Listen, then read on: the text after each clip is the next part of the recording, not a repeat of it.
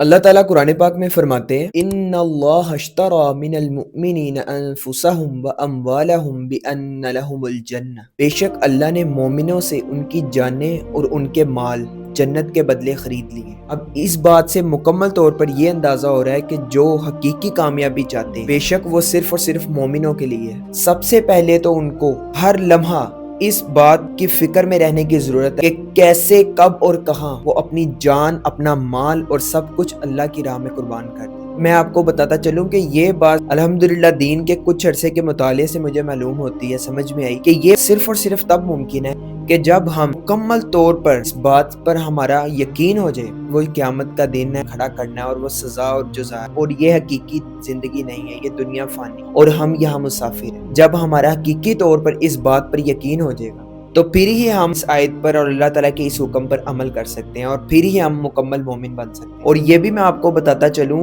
کہ 100% میں شور ہوں اس بات پہ انشاءاللہ کہ اگر ہم صرف اور صرف ایک سنگل اس آیت پر عمل کر اپنی جان اور اپنی مال کی پرواہ نہ کریں بلکہ اس کو اللہ کی راستے قربان کے لیے ہر وقت تیار ہیں، مسلمان اس دنیا میں جو کھوئی ہوئی ہماری عزت اور مقام اللہ تعالیٰ ہمیں وہ واپس دے دے گا، اور جو کھوئی ہوئی سلطنتیں ہیں، جو حکومتیں ہیں اور دنیا کو فتح کرنے کی طرف مسلمانوں کا دوبارہ اللہ ہاتھ بڑھوا دے گا۔ اللہ تعالیٰ سے دعا ہے کہ ہمیں حق اور سچ کے راستے پر چلنے کی توفیق عطا فرمائے، آمین یا رب العالمین۔